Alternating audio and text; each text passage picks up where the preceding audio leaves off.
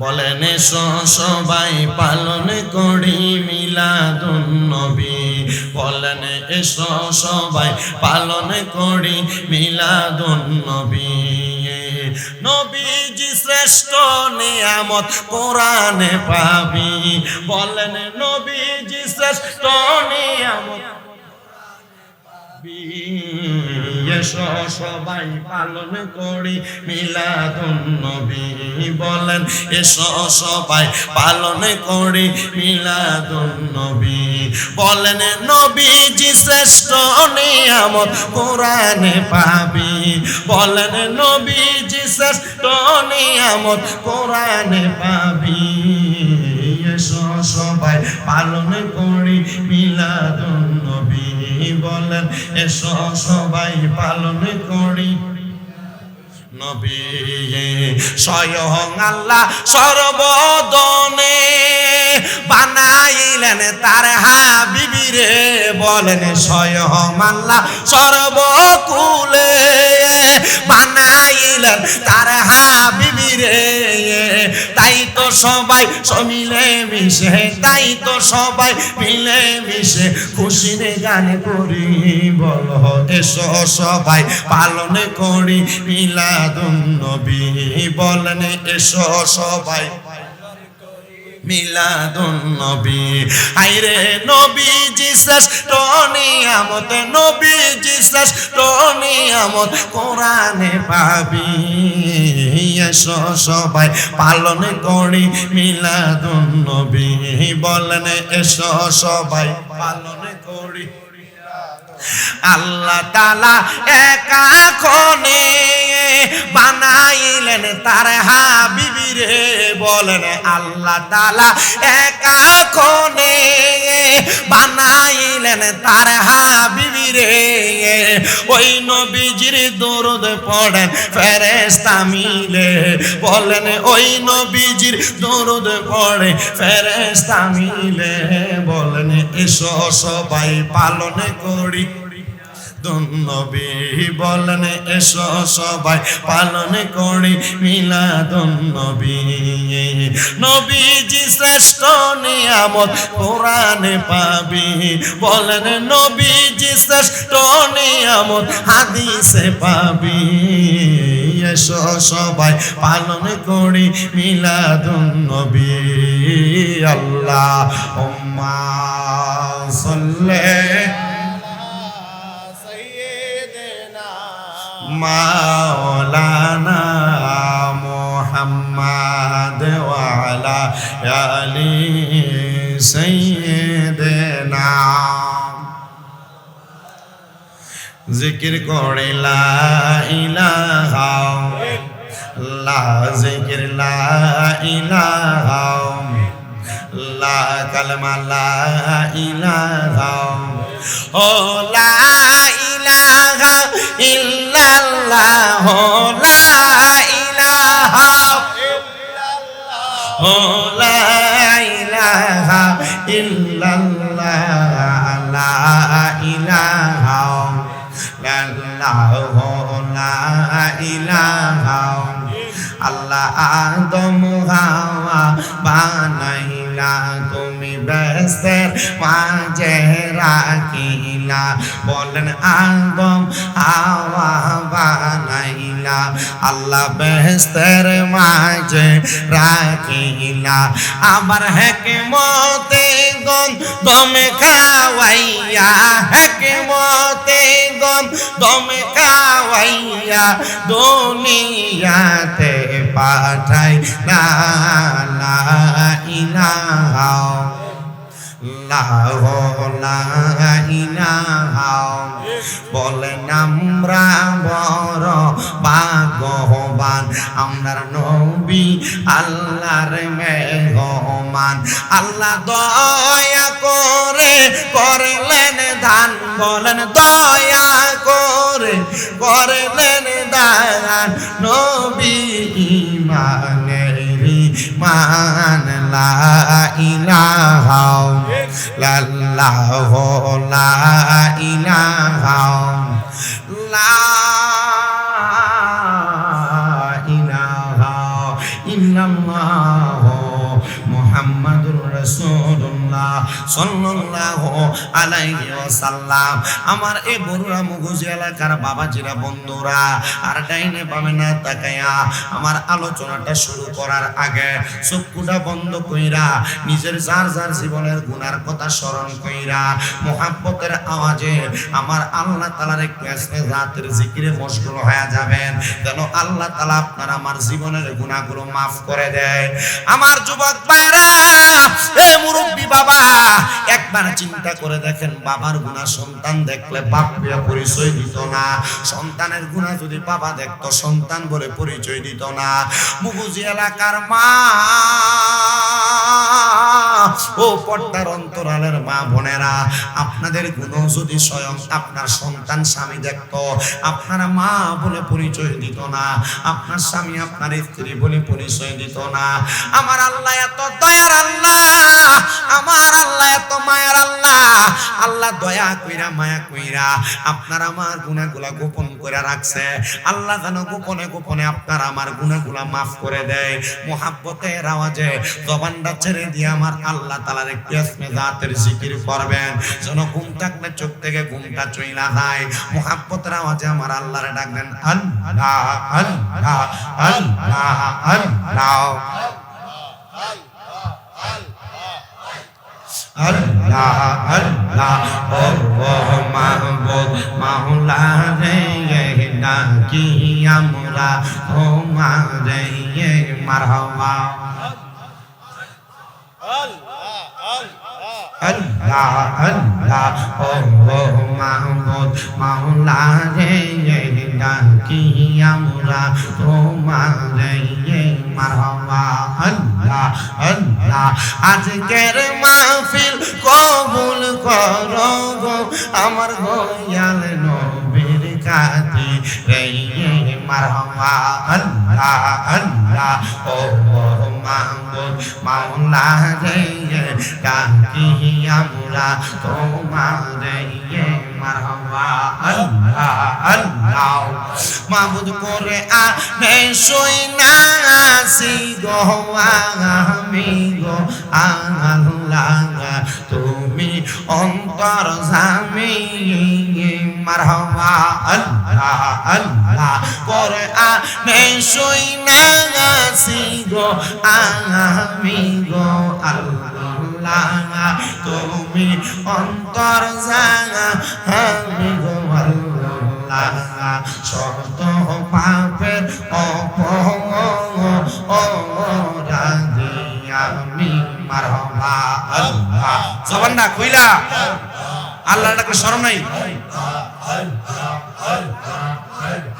আল্লাহ আল্লাহ। পুরায়ঙ্গ দেখাই কারে গো গো আমি যার গো রাধে না, আমি কারে জানাই কারে শোনাই মনে যন্ত্রণা মারহাবা। আল্লাহ আল্লাহ। মুর্শিদ নাম যার অন্তরে তেরা আকা মারহাবা। আল্লাহ আল্লাহ। দয়াল মুর্শিদ কি বোঝে না, আমি কারে জানাই কারে শোনাই মনে যন্ত্রণা মারহাবা। আল্লাহ আল্লাহ। আই বড় পীর আব্দুল কাদের আউলিয়ার শিরোমণি মারহাবা। আল্লাহ আল্লাহ। আই বড় পীর আব্দুল কাদের আউলিয়ার শিরোমণি মারহাবা। আল্লাহ আল্লাহ। তোমারি ওই নামের গুণে, তোমারি ওই নামের গুণে আগুন হইয়া যায় পানি। আই বড় পীর আব্দুল কাদের আউলিয়ার শিরোমণি মারহাবা। আল্লাহ আল্লাহ।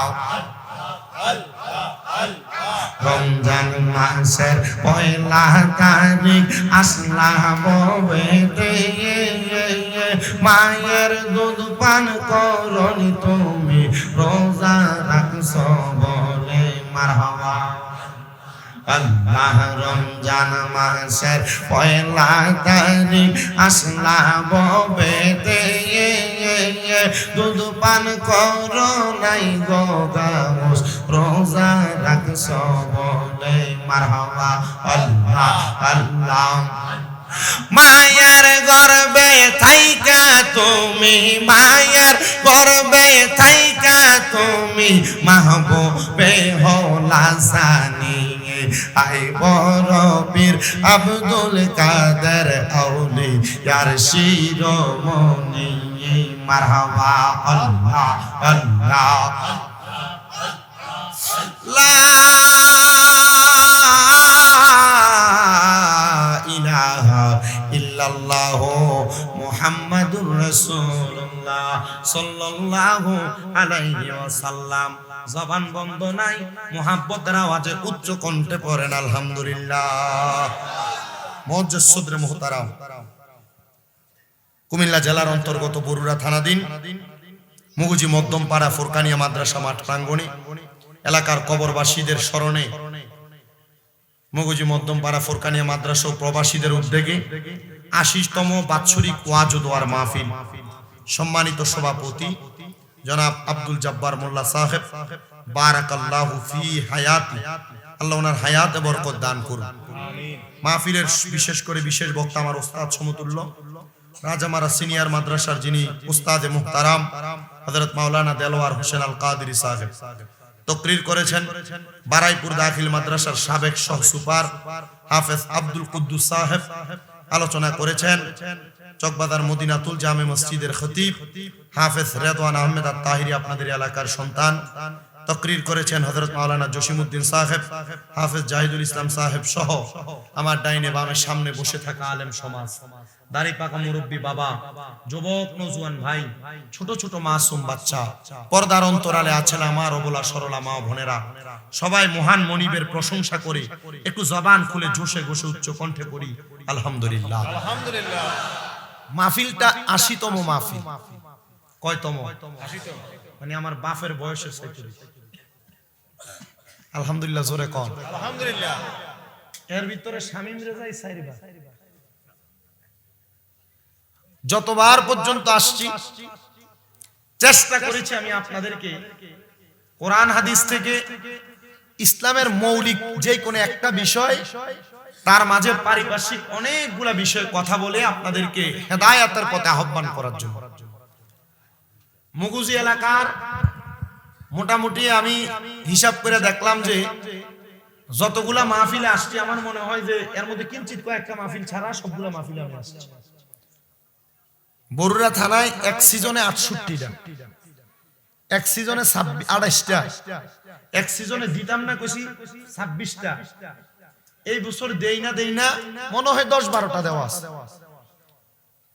আজকেরটা লইয়া মনে হয় ৩টা না ৪ নাম্বার চলে, আর অল্প কয়েকটা মাহফিল বাকি বরুড়া এবং চান্দিনা থানা। তবে আমি আমার যারা শ্রোতা আমার এবারে ঘরে কই আছে যে হুজুর ইউটিউবে যে সুন্দর ওয়াজ করেন, আমরা এলাকা তাইলেও করেন, কিন্তু ওয়াজ অনেক রকমের ওয়াজ হয় তো মোটামুটি ওয়াজ সবাই যতটুক বুঝে, তবে আর একটু ভালো করে কইরা দিলে আমরা আরো খুশি হব। আমি আজকে এই জন্য বেশি আয়াত, তোমাদের কি ইকু আছে নাকি একটু কমাই না, বেশি আয়াত বেশি হাদিস নেই না। আমি একটা আয়াত নিছি সূরা হাসরের, এই আয়াত থেকে আমি চেষ্টা করব আপনাদেরকে একটা বিষয়ে আলোচনা করে দিয়ে যাইতে। কেন? এই যে দেখলেন গত পরশুদিন এত বিশাল একটা ভূমিকম্প আসলো, আমরা মাঝে কি ডর আছে? আছে। আচ্ছা দেখেন ডর আছে কথা সত্য। আচ্ছা এই গত পরশুদিন গেল, তাহলে আজকে ২১ তারিখ ভূমিকম্প আসার পরে এলাকার সুদখুররা সুদখানা কি বন্ধ হইছে? আচ্ছা ২১ তারিখ এত বড় ভূমিকম্প ৫.৫ মেগাবাইট ভূমিকম্প হওয়ার পর এলাকার মৃত্যুকরার মিছা কথা কি কমছে?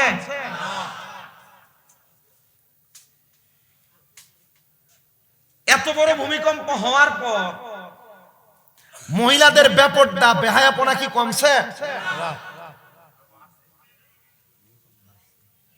ভূমিকম্প হওয়ার পর কোন জায়গায় কোন বিল্ডিং ফাটা দিছে এটা দেহনের লাগে বেরিয়ে সময় আগে গেছে, ঠিক না? দেখেন এত বড় ভূমিকম্প হওয়ার পর মানুষের মাঝে কোনো ভয় নাই, সতর্ক নাই, কোনো আবেগ আফুল্লতা থেকে বাঁচার মতো এমন কোন চিন্তাধারা নাই। ভূমিকম্পটাতে হয়েছে, লড়ছে, টের পাইছেন কেটাকে সবাই আপনার মান না ফাউন্ডার দলে আমি একজন ঘুমে আছিলাম, না ফাউন্ডার দলে আমি একজন ঘুমে। আপনারা হয়তো অনেকে জানেন আমার আম্মা অসুস্থ আজকে 7 মাসের উপর। আমার আম্মা এই টাইমে আমার কল দিছে জুমার দিন না, আমি শ্রীমঙ্গল আমার মসজিদে একজনের জুমার দায়িত্ব দিয়ে আমি চলে গেছিলাম মাহফিল। তুই আমার আম্মা ফোন দিয়ে কি রে ভূমিকম্প হয়েছে তুই টের পাইছিস? কখন ঘুমে তুলছি তুমি কখনো বুঝছি আমারে বলতেছে তো ওই ওয়াশরুম করার জন্য যে হাইকমোটাস চেয়ার আছে না এগুলোতে বসে, আমি এটা তো বসা ছিলাম তো আমার মনে হয়েছে এটা থেকে ফালাই দিচ্ছি। আমার আম্মা বলতেছে আমি আপনারা দোয়া করলে আমার আম্মা তাড়াতাড়ি সুস্থ হবে। 6 মাস 7 মাসে পিএলআইডি অপারেশন হয়েছিল, হওয়ার কারণে এখন হাঁটতে পারে না, ওই যে স্ট্যান্ডে ধরে ধরে হাঁটে। তো এটা আল্লাহ তাআলার একটা ফয়সালা। আমার এক ভক্ত নরসিংদী বাড়ি মহিলা, ওনার 3টা ছেলে মেয়ে আমার মাদ্রাসায় পড়ে, উনি আমার আম্মার আজকে 7 মাসের মতো এইটার খেদমত করতেছে। বরুড়ারও একটা মহিলা যায়, হোমনারও যায়, এরা আমার আম্মার খেদমত করে।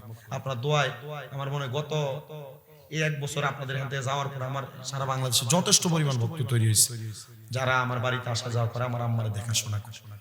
তো যে কথা আম্মা আমারে বললো যে আমি বইসা রয়েছি, আমার চেয়ারটা মনে হয় কাঁপতেছে। তো আমার আয়সা উনি যিনি আম্মার খেদমত করে উনি আয়সা ধরছে আর চিকুর দিতেছে।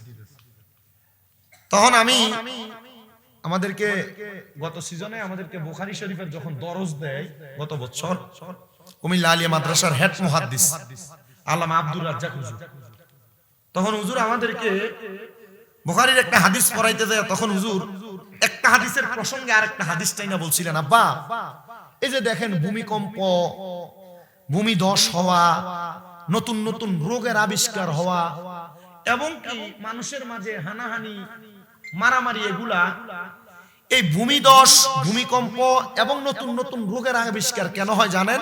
আমি বলছি না হুজুর, আমার 1 নাম্বার বলছেন হারাজ, 1 নাম্বার বলছেন কি হারাজ। হারাজ এই হারাজ দ্বারা হাদিস শরীফে বুঝাইছেন যে মারামারি, হত্যাকাণ্ড। কি কাণ্ড?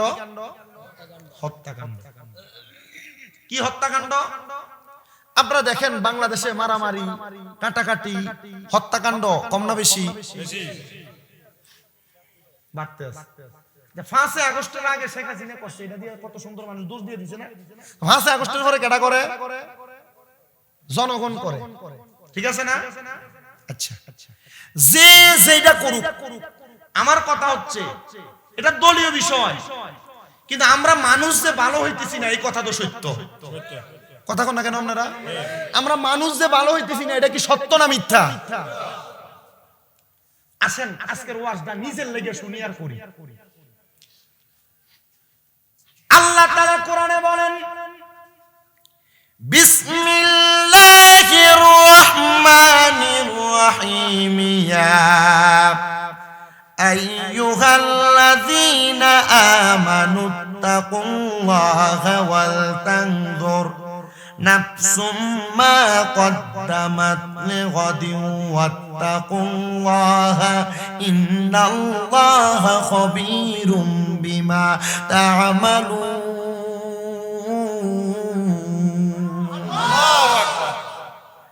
আল্লাহ তাআলা দুনিয়ার কোন সাধারণ কোন বান্দাদেরকে ডাক দেন না, আমার আল্লাহ তাআলা ডাক দেন ঈমানদারদেরকে।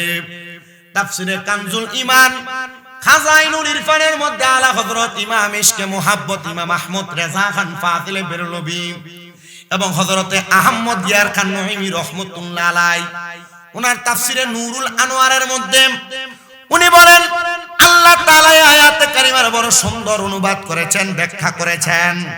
মুফাসসিরে কেরাম বলতেছেন, হে ঈমানদাররা, তোমরা আল্লাহকে ভয় করো এবং তোমাদের প্রত্যেকের দেখা উচিত, তাকানো উচিত তোমাদের আগামী কালের জন্য সে কি আগে প্রেরণ করেছে। আল্লাহ আবার বলেন, তোমরা আমি আল্লাহকে ভয় করো, নিশ্চয় আল্লাহ তোমাদের সকল কাজ সম্পর্কে অবহিত। আসেন এই আয়াতে কারিমার তাফসীর করেছেন আল্লামা জালালউদ্দিন সুয়ুতী এবং জালালউদ্দিন মুহল্লি দুইজন। এই দুইজন তাফসীর কারক তাফসীরে জালালাইন শরীফের মধ্যে বলতেছেন, দুনিয়ার ইমানদার যারা, তাদেরকে আমার আল্লাহ তাআলা আল্লাহকে ভয় করার কথা বলেছেন। কারণ আমাদের মাঝে খোদাভীতি তাকওয়া না থাকার কারণে আমরা দুনিয়া এবং আখিরাতের কথা ভুলে যাচ্ছি।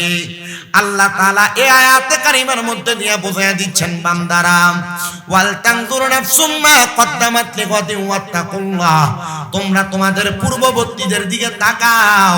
তোমাদের পূর্ববর্তী যারা তোমাদের বাবা ছিল, তোমাদের দাদা ছিল, তোমাদের আত্মীয় স্বজন বড় বাবা ছিল, তারা কেমন ইবাদত করেছে আর তোমরা কেমন ইবাদত করো।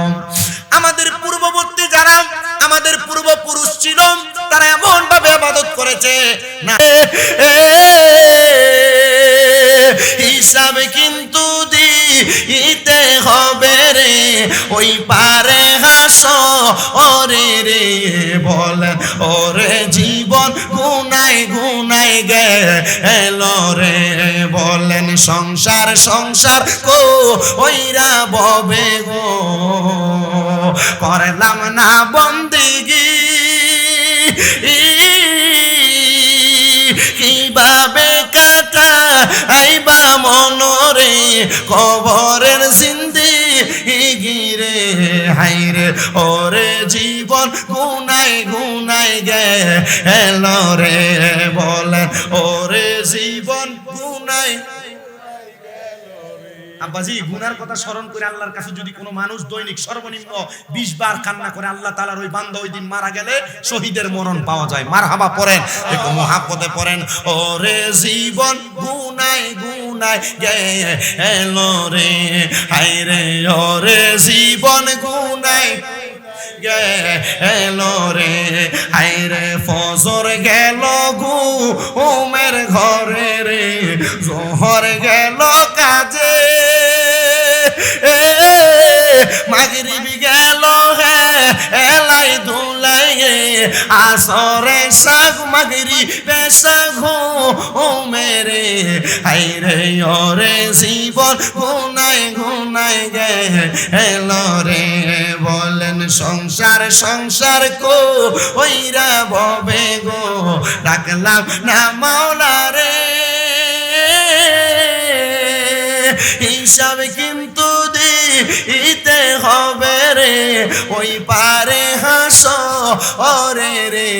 বলেন ওরে জীবন গুনাই গেল রে, বলেন ওরে জীবন গেল রে। বাড়ির পাশে পুকুর পারে গো, বাঁধবি সুখের ঘর, ভাইও নাই তোর বান্ধব নাই রে, কে লইবে খবর রে, হায়রে ওরে জীবন গুনাই গুনাই গেল রে। বলেন ওরে জীবন গেল রে। একটা জবানও বন্ধ রাখবেন না। আপনারা বলেন মরণ কথাটা সত্য না মিথ্যা? এ মুগুজির বাবা, এই জন্য আমি আপনাদেরকে বললাম, আপনারা আপনাদের পূর্ববর্তীদের দিয়ে তাকাইবেন। আপনাদের পূর্ববর্তীরা কি ভালো কাজ করেছে নাকি খারাপ কাজ করেছে? আপনার বাবা ভালো কাজ করেছে না খারাপ কাজ করেছে? আপনার দাদা ভালো কাজ করেছে না খারাপ কাজ করেছে? আপনার বাবা দাদার ভালো কাজের কাজের বিনিময়ে তারা জান্নাত পেয়ে যাবে, তাদের খারাপ কাজের বিনিময়ে তারা নাজাত পাবে না। আল্লাহ তাআলা কোরআনুল কারীমের মধ্যে ঘোষণা করে, বান্দা ইন্নাল্লাযীনা কাফারু মিন আহলিল কিতাবি ওয়াল মুশরিকিনা ফি নারি জাহান্নাম খালিদিনা ফিহা উলাইকা হুম শাররুল বারিয়া। আল্লাহ কয়, বান্দা ও বান্দা, নিশ্চয় যারা কুফরি করে, ও বন্ধু কুফরি কারা কারা করে? কুফরির একটু সংজ্ঞাটা জানেন বাবা? কুফরি হলো আল্লাহ তাআলা কাউকে সেজদা দেওয়া, কুফরি হলো আল্লাহ তাআলা কারোর কাছে কোনো কিছু চাওয়া, কুফরি হলো আল্লাহর কোরআন যা বলে তার অনাকাঙ্ক্ষিত ভাবে তার পরিপ্রেক্ষিতে কাজ করা। আল্লাহ কয়, বান্দা নামাজ ছাইরো না, আল্লাহ কয় বান্দা রোজা ছাইরো না, আল্লাহ কয় বান্দা দান সদকা বন্ধ কইরো না, আল্লাহ কয় বান্দা বেপরদা চইরো না, আল্লাহ কয় বান্দা পরের হক খায়ও না, আল্লাহ কয় বান্দা গুনার দিকে পা বাড়ায়ও না। তুমি বান্দা বারবার গুনার দিকে পা বাড়াও, তুমি বান্দা বারবার ইবাদত থেকে দূরে সরে যাও। আল্লাহ কয়, বান্দা এমন কুফরি যারা করে তাদের ঠিকানা হলো জাহান্নাম, জাহান্নাম, জাহান্নাম। ও আল্লাহ গো, আর কারা কারা জাহান্নামে যাবে আপনি একবার আমাদেরকে জানিয়ে দেন না। এ মুগুজি এলাকার পর্দার অন্তরালের মা,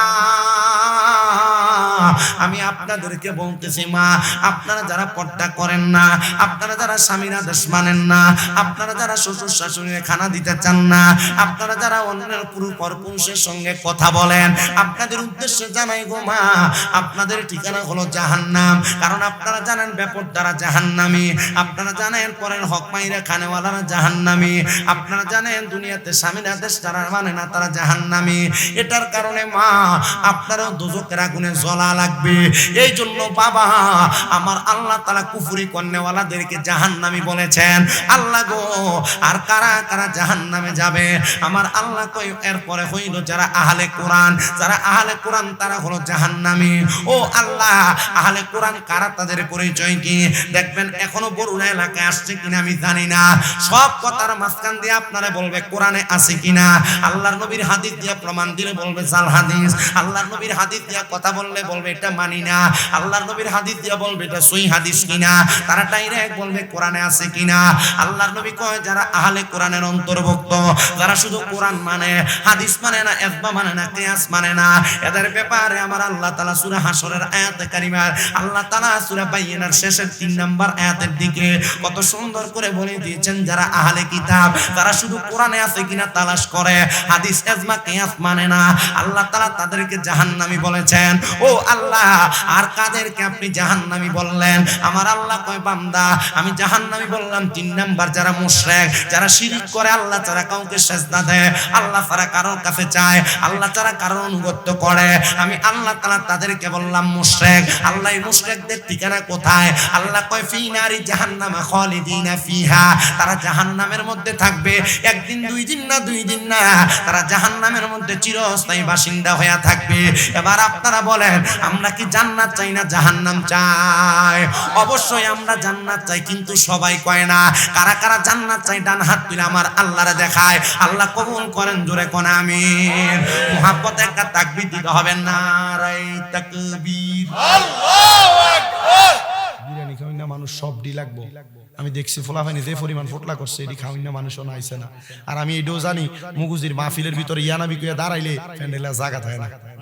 এখনো যে মাশাআল্লাহ আপনারা দেরি আইছেন, এটি থাকলে তো মোটামুটি আর লাগে নাকি আমরা তাকবীরটা একটু জোরে দেওয়া লাগবো। আর জিয়া জামাইরে দাওয়াত দিছে, দেশি মুরগাটা খাওয়াইয়া, বাবা ঠান্ডা লাগে যাওয়ার দরকার নাই, ফোটলা যেটা হাদিয়া দিছে এটা বাইর চলে যাবে, তুমি একটু ঘুমিয়ে থাও, একটু মুহাব্বতে তাকবীর দিয়া কইবেন।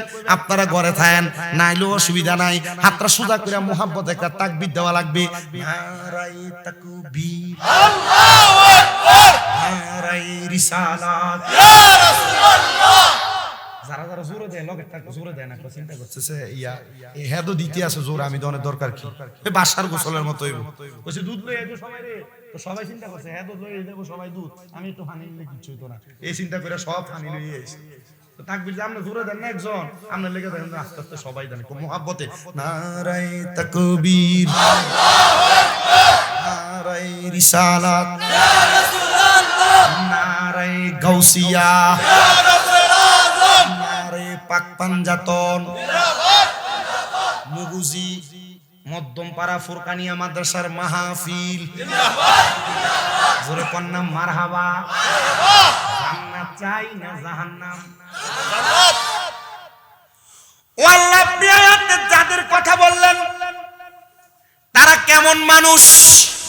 যারা কুফরি করে, যারা আহলে কিতাবের অন্তর্ভুক্ত, যারা মুশরিক, যারা শিরক করে।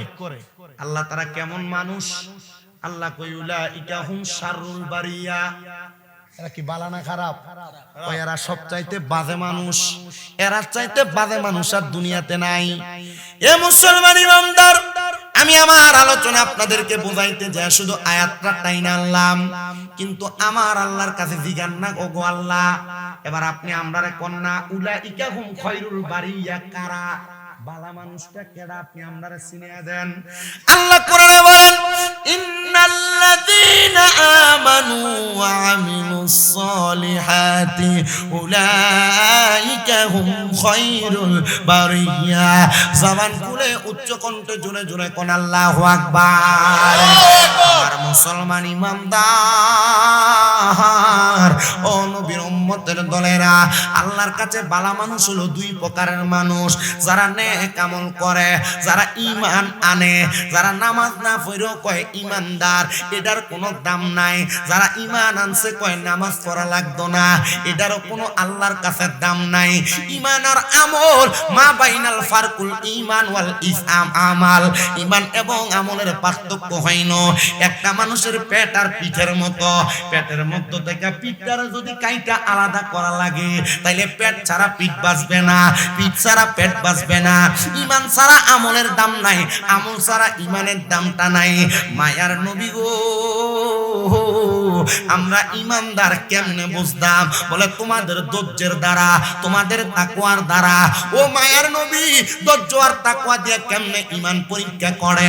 বলে তোমার বিপদের সময় আল্লাহর প্রতি বিশ্বাস রাখা, আল্লাহর প্রতি ঈমান রাখা, এটার নাম হলো তোমার আল্লাহর প্রতি তাকওয়া, আল্লাহর প্রতি ভয়, আল্লাহর প্রতি খোদাভীতি। আর তুমি খোদাভীতি রাইখা হারাম কাজের দিকে হাত না বাড়ানোর কারণে তখন তোমার হবে ধৈর্য ধারণ করা। তোমার সামনে সুযোগ আছে গুনাহ করার, কিন্তু তুমি গুনাহ করো না। তোমার সামনে সুযোগ আছে পরের হক মাইরা খাওয়ার, কিন্তু পরের হক মাইরা খাও না। এটার কারণে তুমি আমার আল্লাহর কাছে ধৈর্যশীল হইবা, আল্লাহর কাছে ঈমান আর আমলওয়ালা হইবা। ইয়া রাসূলুল্লাহ, আল্লাহ পাককে আসতে হইবে না, জোরে হইব। ইয়া রাসূলুল্লাহ, নবী গো,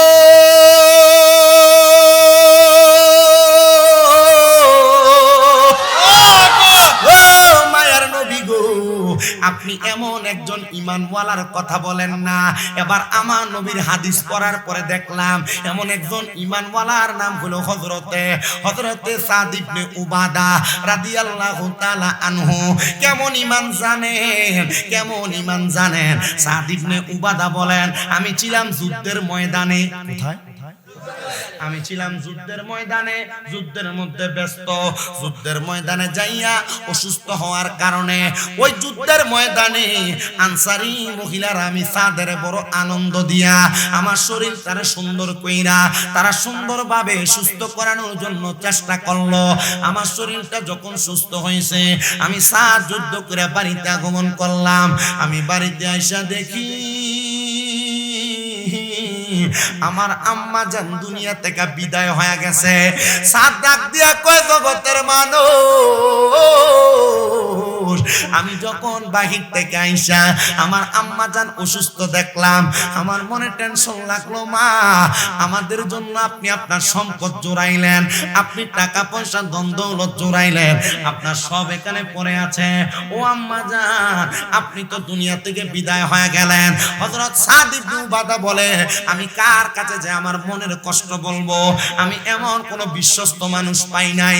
একটা বিশ্বস্ত মানুষ পেয়ে গেলাম, যার নাম হলো মুহাম্মদ মুস্তাফা, আহমদ মুস্তাফা সাল্লাল্লাহু আলাইহি ওয়াসাল্লাম। জোরে কোন সুবহানাল্লাহ। আমার নবীজিরে মুহাব্বত কইরা ইহুদিরা, মক্কার কাফেররা উপাধি দিলেন আল আমিন। আল বিশ্বাসী, বিশ্বস্ত, অত্যন্ত বিশ্বস্ত। কেমন বিশ্বস্ত? বেশি বিশ্বস্ত। আব্বাজি তোমরা এনে বসছো ঠিক, কথা বইলো না টানা আওয়াজে। তোমার একটা গলার আওয়াজ আমার কানে সমস্যা হচ্ছে, কথা বলতে আমার কষ্ট হয়। গতকালকে যেখানে মাহফিলে গেছি, গাড়ি রাইখা ড্রাইভার সাহেব ওইখানে শোয়া দিয়া সিএনজি দিয়া নিয়ে গেছে 17 মিনিট। গত 2 বছর আগে ওই রাস্তাতে মাহফিলে গেছিলাম 42 মিনিট করে হাঁটতে হাঁটতে। কয় মিনিট করে 42 মিনিট করে হাইটা হাইটা গেছিল এরপর থেকে ওইখানে দ্বিতীয়বার এখানে ধরে উদ্বোস করছিলাম 3 বার আর জীবন আইতাম না এলাকা এরপরে আমার এক ভাই আবু আহমদ ভাই সুন্নিয়তের অনেক খেদমত করে উনি আমার কইছে ভাই আমরা একটা দক্ষিণাডি আপনি একটু আইয়েন আমরা সিএনজি দিয়া নেওয়ার একটা ব্যবস্থা করে আমু সিস্টেম কইরা সুন্দর নিচে মাইক্রো দিছে সুন্দর ওয়াজ কইরা আসতে বাড়িতে আসি একটু রেস্ট করতে কষ্ট হইছে 3 দিন একটানা ছিলাম ওইদিকে ওয়াজ কইরা আমি আজকে আপনাদের এখানে যে আসছি তবুও কষ্ট যাক মোটামুটি আজকের খানাটা বালা খানা হইছে ওই আমরা আব্দুল গনি ইসমাইল তারাবাদ মুগুজি কি ফারারে তোর একটা তার আম্মা সিয়াস রানছে সিয়াস নি কত তোরা সিয়াস দিয়া রুড়ি দিয়া দুম সে খাওয়াইছে হ্যাঁ ফলো বালা কইরা খাওয়াইছে তো মোটামুটি এবিডি আবার আমার আম্মার মতে মোহাব্বত করে আদর যত্ন করে তো খাওয়াইছে খাইয়া আমি আপনার এখানে বসছি আমি বুঝতাছি যে আমি ওয়াজটা ভালোভাবে করতে পারবো আর আপনারা যেভাবে বসছেন আসছেন এই আশা বসাটাও যেন আল্লাহ তাআলা আমার কথাটা ওয়াজটা একটু ভালো করে বাইর করে ওয়াজ হবে একটু জটিল আপনারা যদি কষ্ট করে বসেন ওয়াজটা আমি ডাইরেক্ট করতে রাজি আছি রাজি আছেন আমার ওয়াজের বিষয় হলো তাকওয়া আল্লাহর প্রতি ভয় বিশ্বাস আল্লাহর প্রতি ভয় বিশ্বাস এবং তাকওয়া যদি ধৈর্য ধারণ থাকে তাহলে আল্লাহ তাআলা ওই বান্দার যে কোনো না কোনো ভাবে তার সব সমস্যার সমাধান করবে একজন আল্লাহ এও কিপটামি করে আল্লাহ আরো জোরে কোন কে হযরত সাদ ইবনে উবাদা বলেন আমার বিশ্বস্ত মানুষ আমি আর কাউরে পাই নাই একজনরে পাইলাম তিনি আমার নবী আপনার নবী মুহাম্মাদুর সাল্লাল্লাহু আলাইহি ওয়াসাল্লাম সাদ ইবনে উবাদা বলে আমি আমার নবীজির দরবারে গেলাম নবীজির দরবারে ডাক দিয়ে বললাম ইয়া রাসূলুল্লাহ নবী গো আপনার কাছে আমি জানতে চাই আমার মা ইন্তেকাল করছে নবী গো আমি আমার আম্মা জানের জানাজা পাই নাই কলিজাত কষ্ট কম না বেশি ইয়া রাসূলুল্লাহ নবী আপনি বলেন না গো আমি যে আমার মার জানাজা পাই নাই আমার মায়ের অনেক সম্পদ অনেক টাকা পয়সা আমি আমার মায়ের এই সম্পদগুলা কি করব আর করলে আমার মার লাভ কি হইব নবী কয় সাদ ইবনে উবাদা তুমি তোমার সম্পদগুলা আল্লাহর রাস্তার মধ্যে তুমি সদকা করে দাও সাদ ইয়া রাসূলুল্লাহ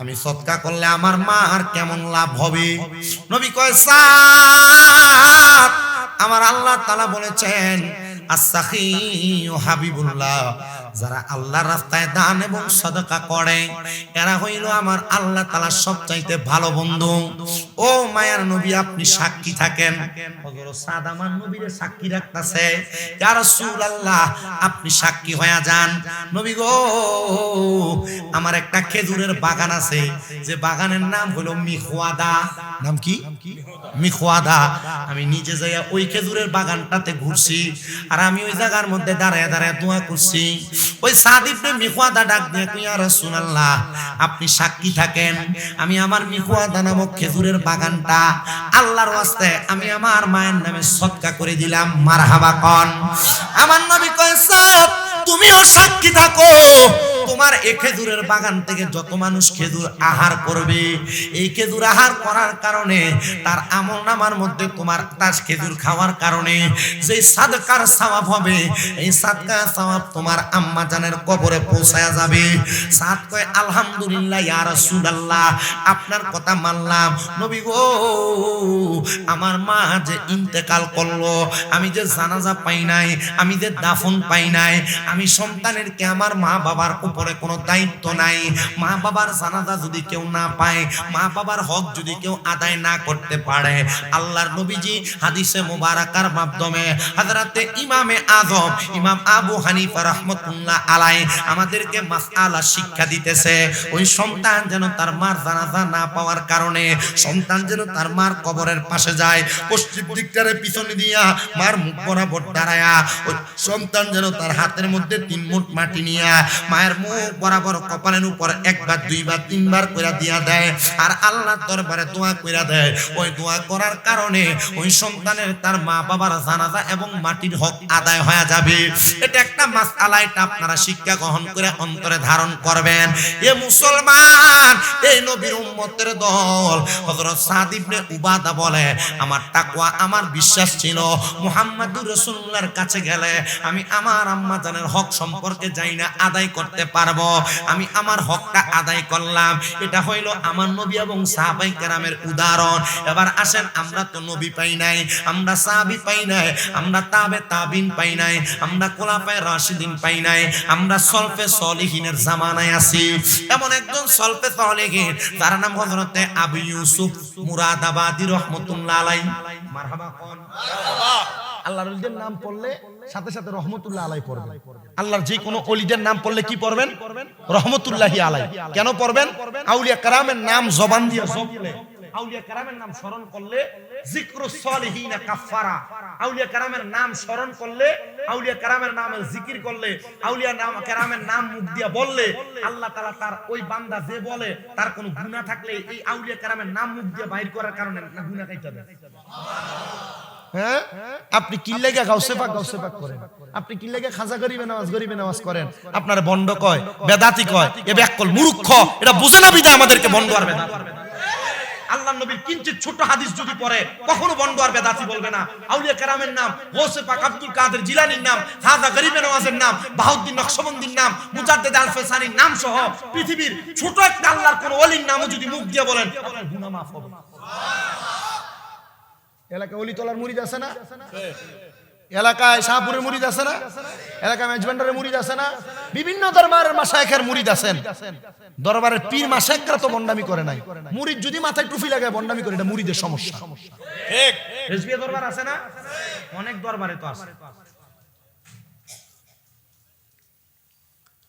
আমি আপনাদেরকে যেটা বলতেছিলাম, আউলিয়া কেরামের নামের একটা ফজিলত আছে, বরকত আছে। তাদের নাম নিলে পড়বেন রহমতুল্লাহ আলাইহি। তো জিনার কথা বলতেছি, তিনার নাম হলো হযরতে আবু ইউসুফ মুরাদাবাদী রাহমাতুল্লাহ আলাইহি। যিনি মুসলমান ছিলেন না, বিধর্মী ছিলেন। আবু ইউসুফ মুরাদাবাদী বলেন, আমার কাজ ছিল আমার মুরাদাবাদ এলাকায়, আমি আমার বাদশাহীর কাজটা পরিচালনা করতাম, কিন্তু আমার এলাকার মানুষ আমার দিকে তাকায় থাকতো। আমি বিধর্মী হওয়ার কারণে, কি হওয়ার কারণে? বিধর্মী হওয়ার কারণে হযরত আবু ইউসুফ মুরাদাবাদী বলেন, এ দুনিয়ার মানুষ, আমি আমার কর্মকাণ্ডগুলা সব সুন্দরভাবে করি। আমার এলাকার একজন ইমাম ছিলেন, আমার এলাকার একজন খতিব ছিলেন, যিনি ওনার সব কর্মকাণ্ডগুলা করতেন। ওই খতিব সাহেব ডাক দিয়ে কই, জগতের মানুষ, আমি আমার যে কাজ করতাম, মসজিদের মধ্যে খেতাবতের দায়িত্ব পালন করতাম। মসজিদে খেতাবতের দায়িত্বগুলা পালন করা অবস্থায় আমি আমার সংসার চালাইতে বড় কষ্ট হয়ে গেছিল। কি চালাইতে? সংসার চালাইতে বড় কষ্ট হয়ে গেছিল। হযরত আবু ইউসুফ মুরাদাবাদী এলাকার ওই খতিব সাহেব ডাক দিয়ে বলে, আমার স্ত্রী একদিন রাত্রবেলা আমার হাতটার মধ্যে ধরে ডাক দিয়ে কই, স্বামী গো, জানি আপনি রাগ করবেন, তবে আমি আপনার কাছে একটা কথা বলি, আপনি যে চাকরিটা করেন এই চাকরির টাকা দিয়া তো আমাদের সংসার চলে না, ছোট বাচ্চাটার দুধ ক্রয় করা যায় না।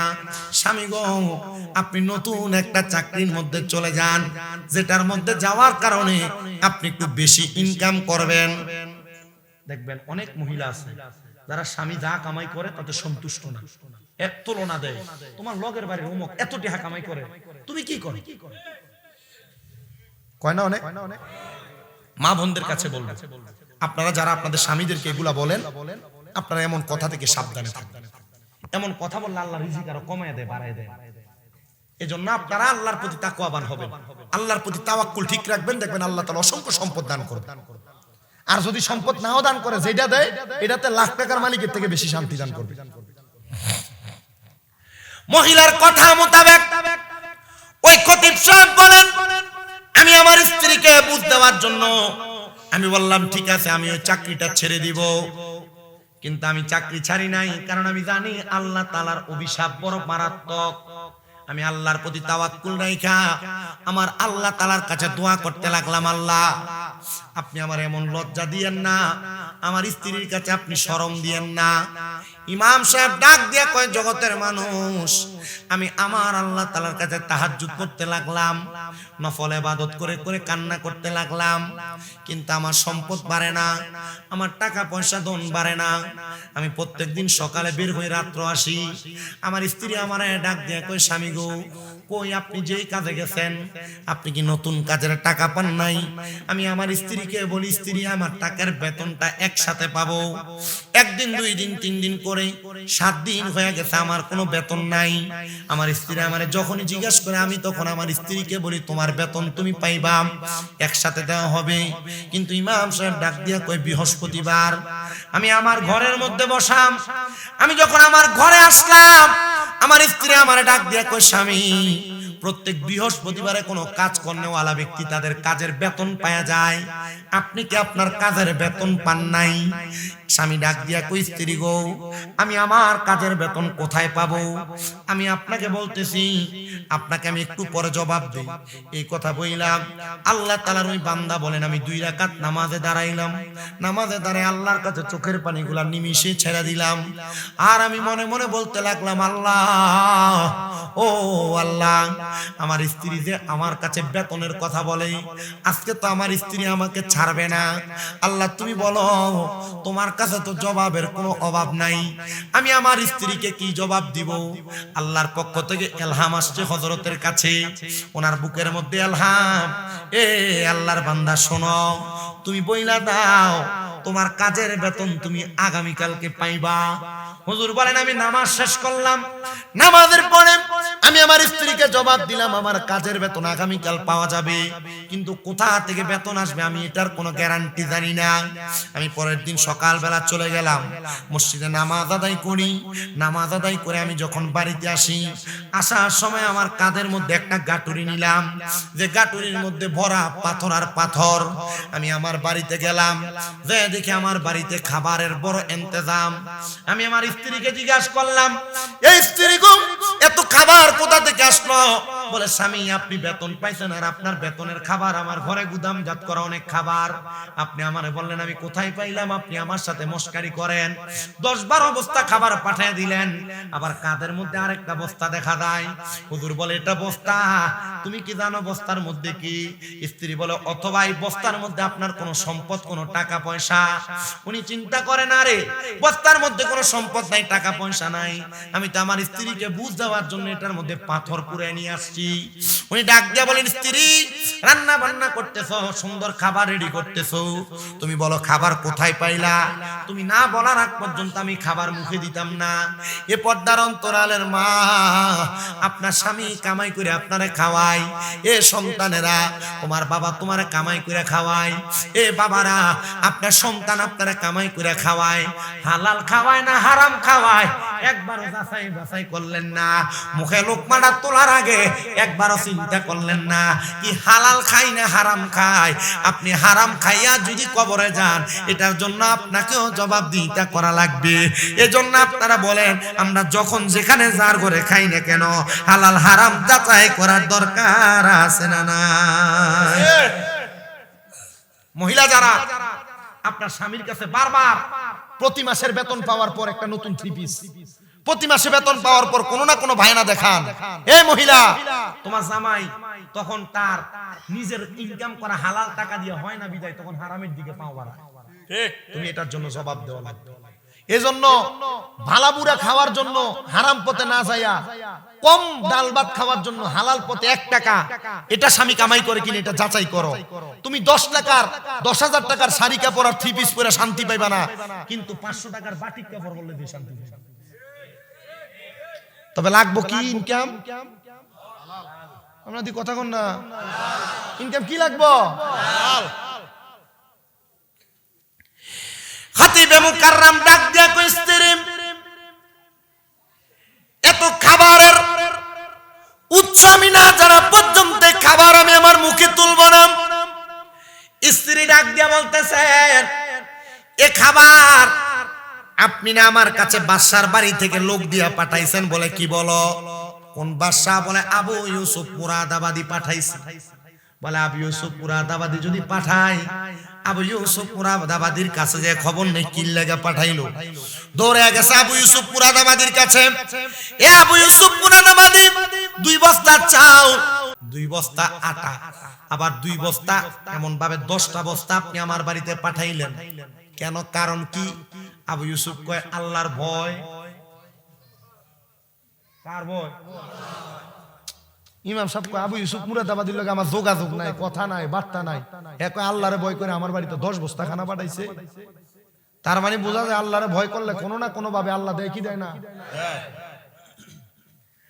আবু ইউসুফ মুরাদাবাদী আপনি জবাব দেন, আপনি কেন পাঠাইছেন? আবু ইউসুফ মুরাদাবাদী কয়, জানো আমার পেটের মধ্যে এবং মাথার মধ্যে বড় ব্যথা ছিল, আমি নিয়ত করছিলাম আমার ব্যথাগুলা যদি বালা হইয়া যায় আমি আল্লাহর রাস্তায় আল্লাহর কোন নেক বান্দাকে 20 কেজি চাউল এবং 20 দিরহাম 5 কেজি চাউল এবং 20 দিরহাম তার হাদিয়া প্রদান করব। আমার অনেক ব্যথা হয়েছিল পেটে, কোন ডাক্তার কোন কবিরাজ আমি বাদ রাখি নাই। আমি সবার ওষুধ সেবন করার পর আমার এই ওষুধে কোনো কাজ করে নাই। আমার একজন সেনাপতি আমারে জবাব দিছে, এ আবু ইউসুফ মুরাদাবাদী, আপনি তো দুনিয়ার ডাক্তারি দেখছেন, আল্লাহর প্রতি বিশ্বাস রাখে আপনি একজনকে সাদাকা প্রদান করেন। হযরত আবু ইউসুফ বলেন, আমি নিয়ত করছিলাম, নিয়ত করার পর আল্লাহ তাআলা অল্প সময়ে আমার পেটের ব্যথা পীড়া ভালো করে দিবেন। কিন্তু আমার পেটের পীড়া ভালো হওয়ার পরে আমি আমার নিয়তটারে উল্লেখ ফলাইছি। এই যে করোনা আওনের পরে মসজিদে মুসল্লি আর মুসল্লি, ভূমিকম্প আওনের পরে ঢাকার কোন মসজিদে ছাদের উপরে মুসল্লি আড়ে না, কিন্তু এই করোনা শেষ, মুসল্লিও বিপদ শেষ, ইবাদতও বিপদ শেষ। আল্লাহর এটা হনো কুয়ায় জড়াইলে আল্লাহ বাঁচাও, জ্বর শেষ, ফজরের নামাজও যান বাচ্চা গেছে। আবু ইউসুফ মুরাদাবাদী কয়, আমি যখন আমার পেটের ব্যথা ভালো হয়ে গেছে কইছি, এই দিরহাম দেওয়ার দরকার নাই, 5 কেজি চাউল দিয়ে বিসমিল্লাহ দিলে কোন রহমনি বাস। আমি আমার নিয়তটাকে ওভারটেক করার কারণে আমি দেখলাম আমার পায়ের পাতা থেকে মাথার তালু পর্যন্ত মনে হয় ব্যথা দৌড়াদৌড়ি শুরু হয়ে গেছে। কোন ডাক্তার বাদ রাখে নাই, সব আমার কাছে। কিন্তু আমি আবু ইউসুফ মুরাদাবাদীরে তারা ভালো করতে পারে না। যখন তারা ভালো করতে পারে না, আমি ডাক দিয়া বললাম, এ আমার সেনাপতিরা, যারা আমার গুদাম থেকে 5 রকমের 10টা বস্তা খানা ইমামের বাড়িতে পাঠিয়ে দি, আমি পাঠিয়ে দিছি গো। পাঠিয়ে দেওয়ার সাথে সাথে আল্লাহ তাআলা আমার সকল পীড়া ভালো করে দিছে।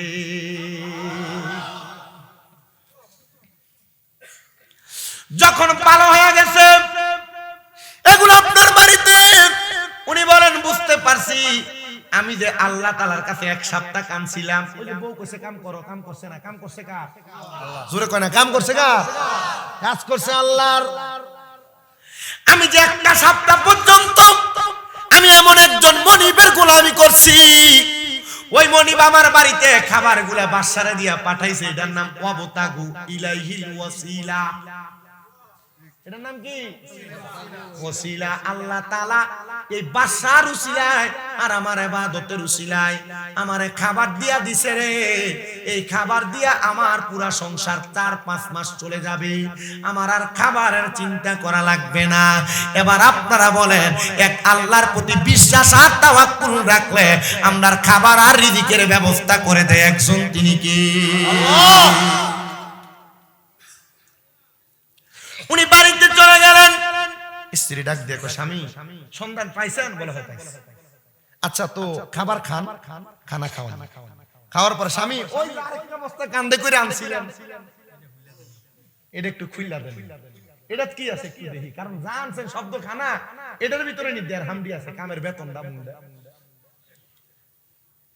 ইমাম চিন্তা করে, আরে আমি তো ফাত্তর ফুরে আনছি, বউরে বুঝ দিতাম, কিন্তু আল্লাহ তো আগেই বুঝ দিয়া লাইছে। এখন যদি স্ত্রী এটা খুলে আর যদি দেয় ফাত্তর, আল্লাহর কাছে এই বউর কাছে কি জবাব দিবে? স্বামী ডাক দিয়ে কয়, আমার স্ত্রী শোনো, আমার একটু সময় দাও, আমি 2 রাকাত নামাজ পড়ি। কয় রাকাত? 2 রাকাত। 2 রাকাত নামাজ কেমনে সম্পদকে এত বেশি বানায় দেখতে শুনি। উনি বলে, আমি 2 রাকাত নামাজের নিয়ত করলাম। নামাজটার নাম সলাতুল হাজত। সলাতুল হাজত। বিদেশ যাইতেন পারেন না, টাকা পয়সা নাই, রোগ মাফ হয় না, কত কাম করেন, কামই হয় না, ব্যবসা দেন, বরকত হয় না। কোন হাজত, সন্তান পড়ালেখা করে, ইতালি ফাটাইবেন, অমুক দেশ ফাটাইবেন, কাজ হইতেছে না, সলাতুল হাজতের নামাজের নিয়ত করবেন। 2 রাকাত করে 4 রাকাত করবেন। প্রথম রাকাতে সূরা ফাতিহা একটা সূরা মিলাইবেন, দ্বিতীয় রাকাতে সূরা ফাতিহা সূরা ইখলাস 3 বার পড়বেন, পরে রুকু দিবেন, সিজদা দিবেন, সুবহানা রাব্বিয়াল আলা 3 বার পড়া বাংলাতে যে হাজতটা আছে সমস্যাটা আছে এটা সিজদার ভিতরে কইবেন। আল্লাহর নবী রাহমাতুল লিল আলামিন নবীজির প্রখ্যাত মুসলিহ সলিহিন বান্দা আবেদ বান্দারা বলে এই সালাতুল হাজতের নামাজের ওসিলায় আল্লাহ তাআলা বান্দার অসংখ্য হাজত পূরণ করে দেয়। সেম নিয়মে 4 রাকাত নামাজ। আমি আমার সব মাহফিলে তাহাজ্জুদ এবং সালাতুল হাজত বিভিন্ন নফল নামাজের কথা কই। আর এডির কারণে বহু মহিলা বহু পুরুষ মানুষ ফল পায় বিদায় অতলা করে খানা, অতলা করে টেহা আঁশ মুরকা একলগে 10টা ডাব গাড়ির পিছনে ফুরাই দিয়ে বাইতে খায়। এক বেটির বাড়ি গাইবান্ধা, বেটির নাতিন মইরা যা, হুজুর পিতৃতে পাথর। ওই তাহাজ্জুদ নামাজের ওয়াজ করছি, বেটি শুনছে, বেটি নাতিনরে কইছে 3 মাস তাহাজ্জুদ পড় দেখবি তোর পাথর ভালো হয়ে যাবে। ডাক্তার দেখাইছে পরীক্ষা কইরা কও তোর পাথরই তো নাই। বেটি ফোন দিয়া প্রতি মাসে মাসে 5000 করে হয়। চিন্তা করলাম চাকরি না করলেও চলবো। হজে যাইতেছে, এই মন শাসন বাড়ি হজে যাবে, মন শাসন 2 ফোলা মারা গেছে। ও বাবা আপনার ওয়াজ শোনার পর থেকে তাহাজ্জুদ কাজা নাই, 5 ওয়াক্ত না তাহাজ্জুদ নামাজ কাজা নাই। যাওয়ার আগে বাইক নিয়ে হাদিয়া খানা, এই এলাকাত মনে ড্রাগন ফলের বাগান নাকি তৈছে, হেনতা এডি লয়ে গেছে, কমলা হইছে এডি লয়ে গেছে, নিয়ে কইছে আউনের পর আরো দেন। আমার এক ওস্তাদ শুধু আমারে বলছিল তাহাজ্জুদ গুজারি হও, দুরূদ শরীফের প্রতি আকৃষ্ট হও, সম্পদের পিছনে তুমি দৌড়ান লাগবে না, তেহা লইয়া মানুষ তোমার পিছনে দৌড়াবে।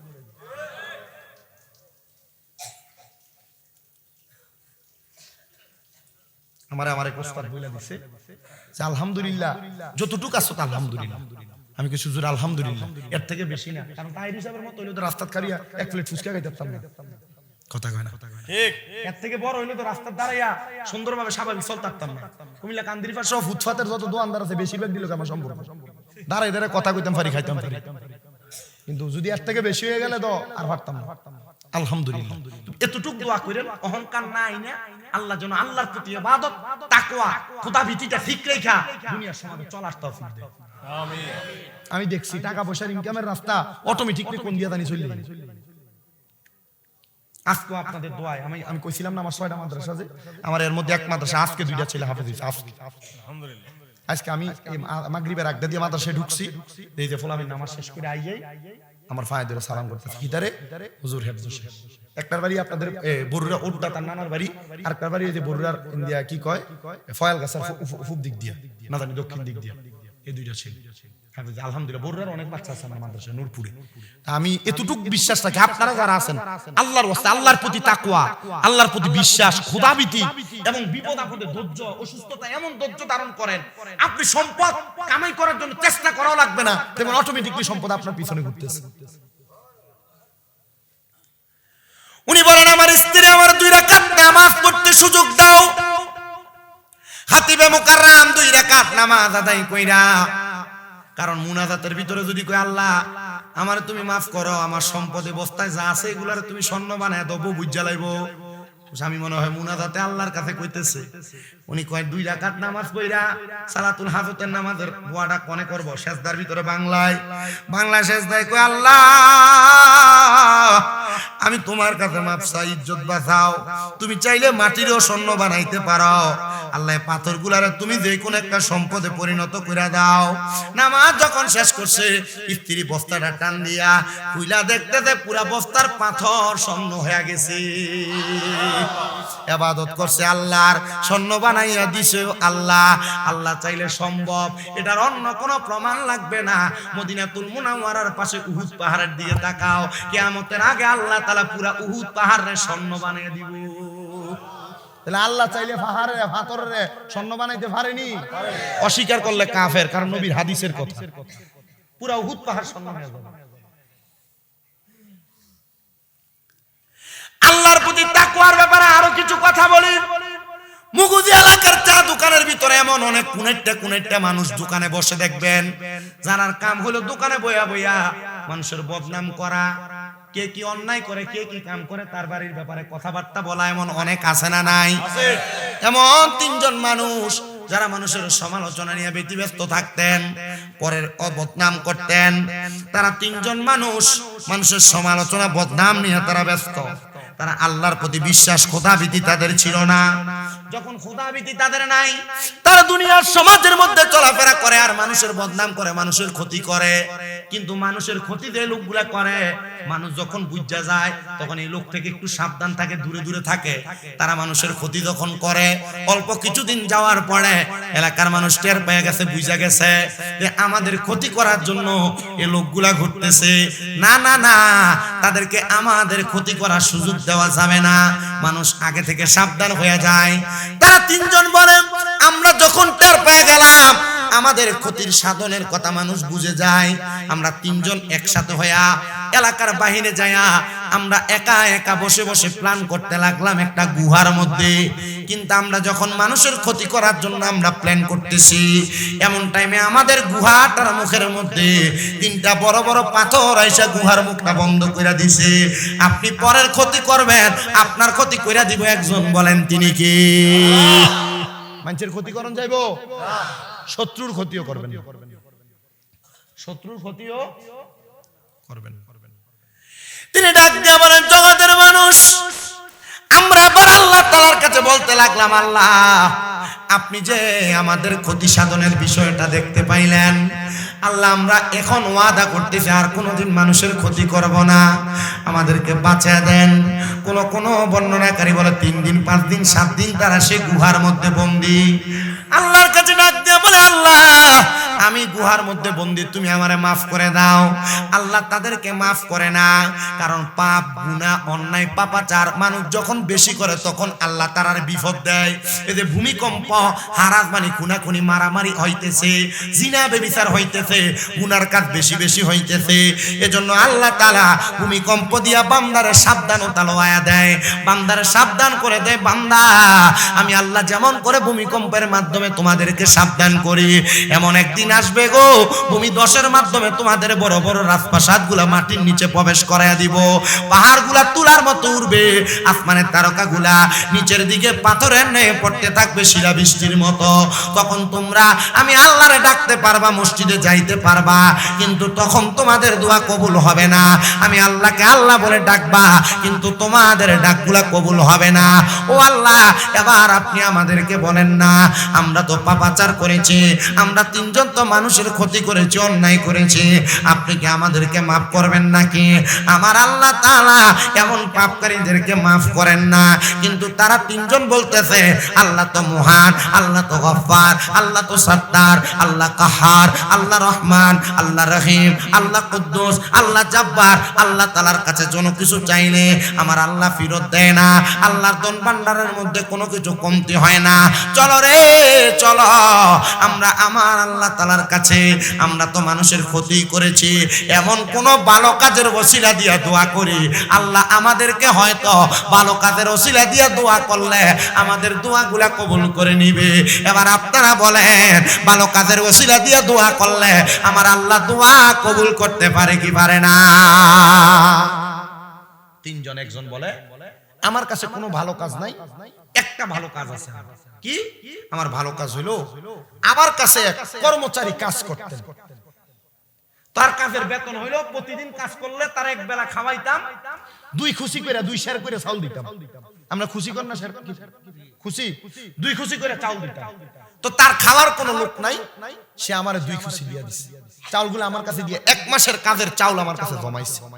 কিন্তু সে আমার বাড়ি থেকে যাওয়ার সময় কইছে, বাচ্চা এটা আপনার কাছে আমি আমানত রাখলাম, ভূমিকম্প কি লেগে আইয়ে শুনেন, আমানত রাখলাম, আমি আপনার কাছ থেকে ফেরত নিব। আমানতের খেয়ানতদারিতা যখন শুরু হয়ে যায় তখন আল্লাহ ভূমিকম্প দেয়। আমানতের বহুত মসজিদের সেক্রেটারি আর কেশিয়ার মসজিদের দিয়া দিয়া বাজার কইরা কইরা খায়, কথা কোন না আছে না নাই? আরে মসজিদের টাকা যেমনে দিছে আপনার কাছে এমনি আদলি নোট 5 টাকা 10 টাকা এমন থাকবো, তা আপনার কাছে যে মোটামুটি একবারে সুন্দর টিয়া চাইলে আচ্ছা নিস, টিয়া চাইলে আচ্ছা নিস, এমন আছে না? আমরা এলাকা তো আছে। আচ্ছা যদি এটা ভালো লাগে যদি নোট কইরা দেয় তাহলে ঠিক আছে, কিন্তু বাইঙ্গা খাবে ওই কো খাইয়া বলে টের হইতো। ইতার বিচার আল্লাহ করতো না দুনিয়া, এটির বিচার আল্লাহ কবরে করে।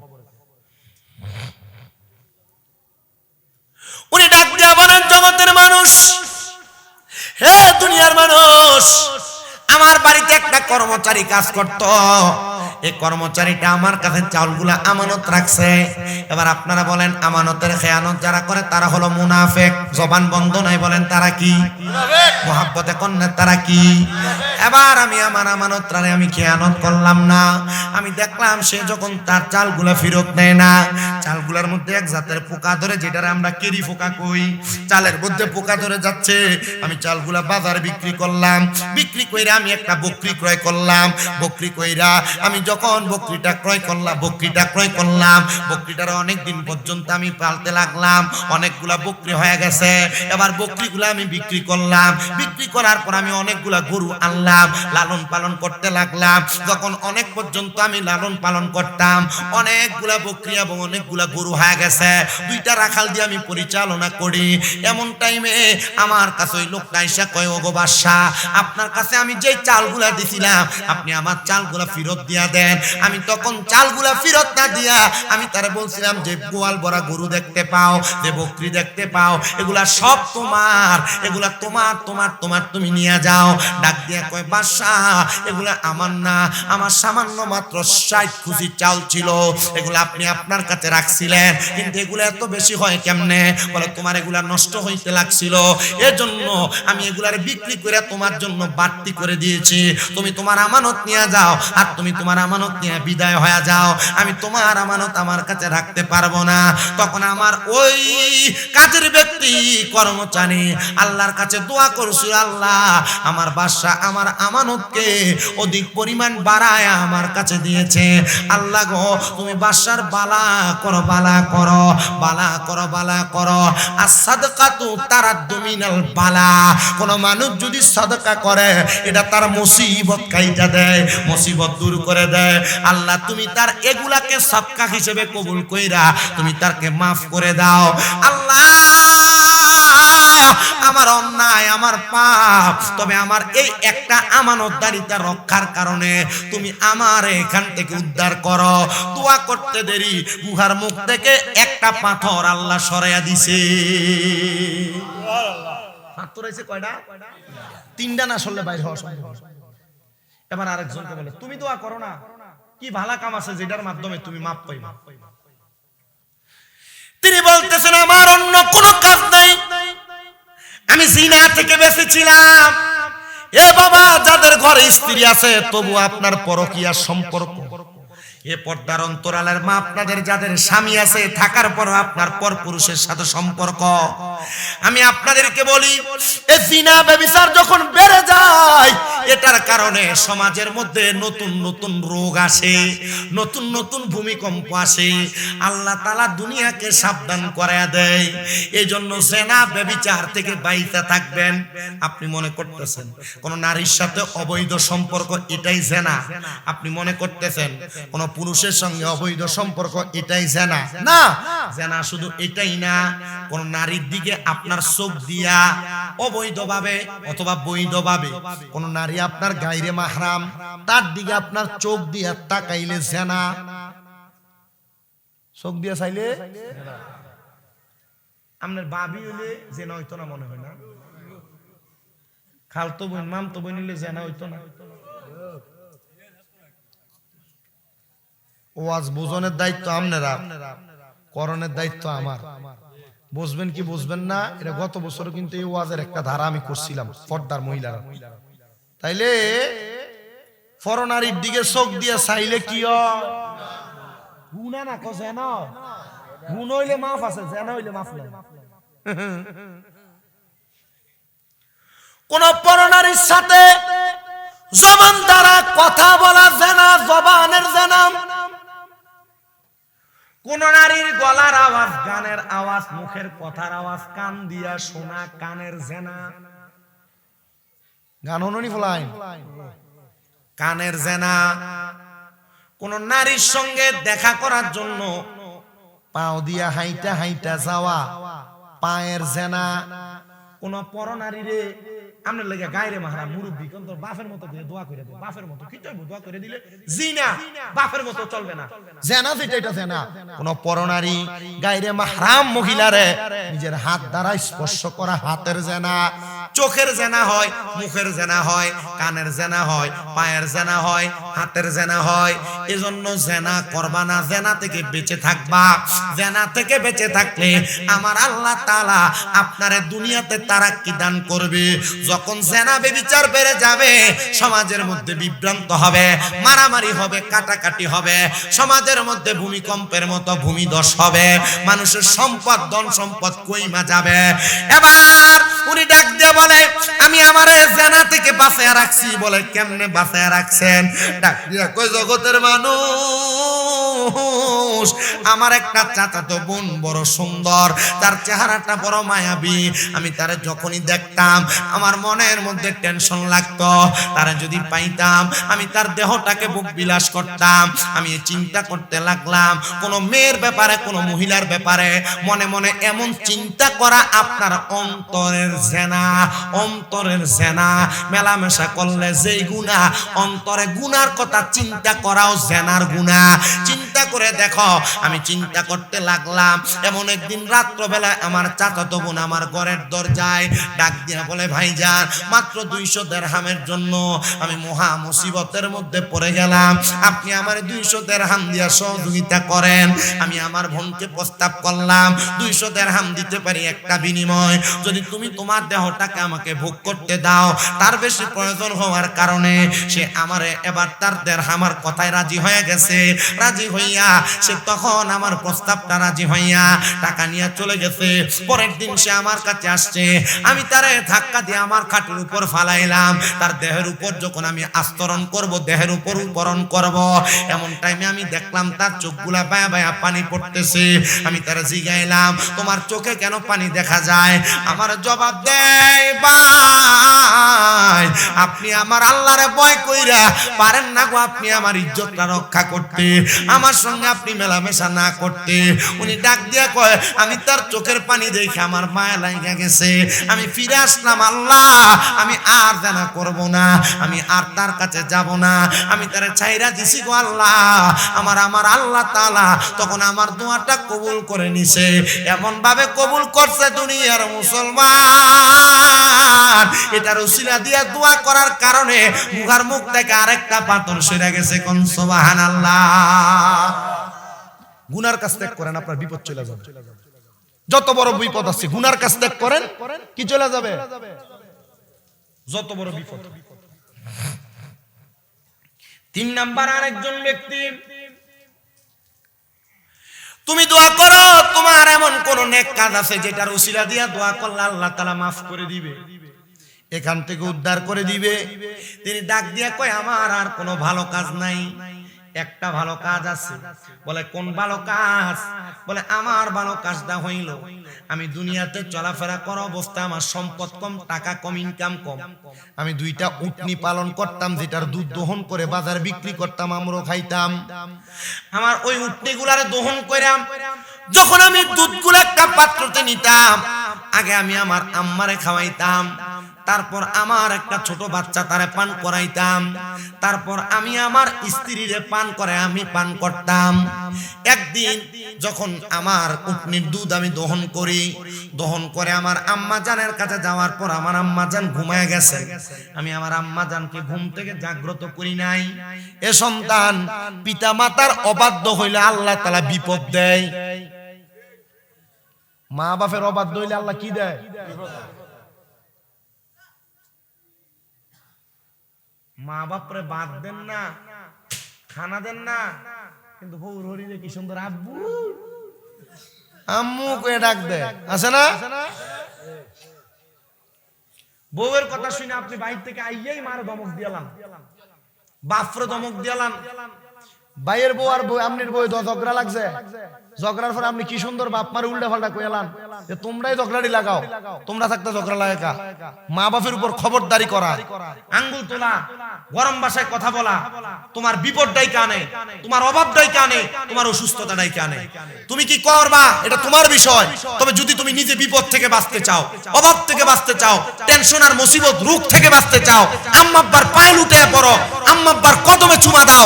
আল্লাহর কসম তোমার বিপদ, মুসিবত, টেনশন, অসুস্থতা সব দূর করে দিবে একজন। জোরে বলেন তিনি কে?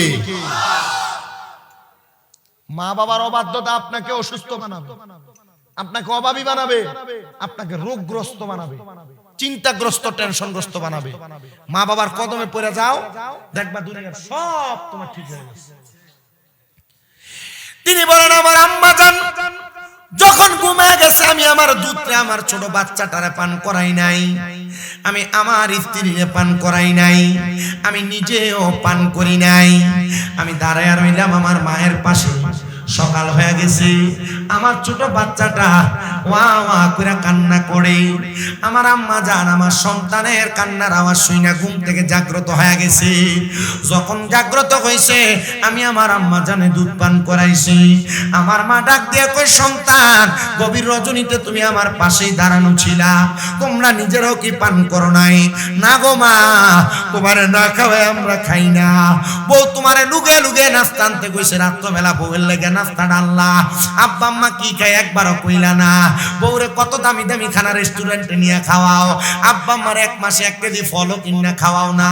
বউরে শ্বশুর শাশুড়ির বাড়িতে নেওয়ার সময় আইসক্রিম, ফুচকা, চটফটি কত কিছু খাওয়াও। আব্বা আম্মার নিয়ে তো কোনোদিন ঘুরতে দেয়া দামি কোনো খানা খাওয়াইলা না। সন্তান একটা বার আমার কথাটা মনোযোগ লাগাও। কত আব্বা জানার 100 টাকাও আব্বার সন্তানের কাছে খুঁজা নেওয়া লাগে। ও সন্তান, তুমি কি জানো নবীর হাদিস কি বলে? আমার নবীর হাদিস বলে, কোন বাবা তার সন্তানের যত সম্পদ আছে অনুমতি লাগবে না, অনুমতি ছাড়া পুরা সম্পদ যদি খরচ করে ফেলে ওই আব্বার কোনো গুনাহ হবে না। কারণ ওই আব্বার সন্তানের যত সম্পদ এগুলা সন্তানের না, এগুলা সব তার আব্বা বেঁচে থাকা অবস্থায় তার আব্বার সম্পত্তি। জবান খুলে জোরে জোরে এখন আল্লাহু আকবার। 100 টাকা খোঁজা লাগে। আমি তো এখনো বলে আসছি, ইসমাইলের আম্মার কাছে বলে আসছি, তারপরও দেয় না। আমি কইছি আমার বাপে যদি দৈনিক আমার মন চাই প্রতিদিন 1000 করে হাত খরচ দিতাম না, আমার হেবাটার কাছে যা দেই খরচ হড়ালা খরচ করে। আমার আব্বার কাছে যা দেই কুরসিয়া মানুষের বিচি করে খরচ করে। হ্যাঁ, বউর কাছে জিজ্ঞা দেখতে হবে সেবেনায় বউর কাছে জিগে এরপরে দেয় না না না জিগে কাহিনী আছে তো, কারণ তেনা কামাই করে না জোলাটা তার বেড়ি গেছে মানে কথা কয় না কা তার ব্যাংকটা তার বউ।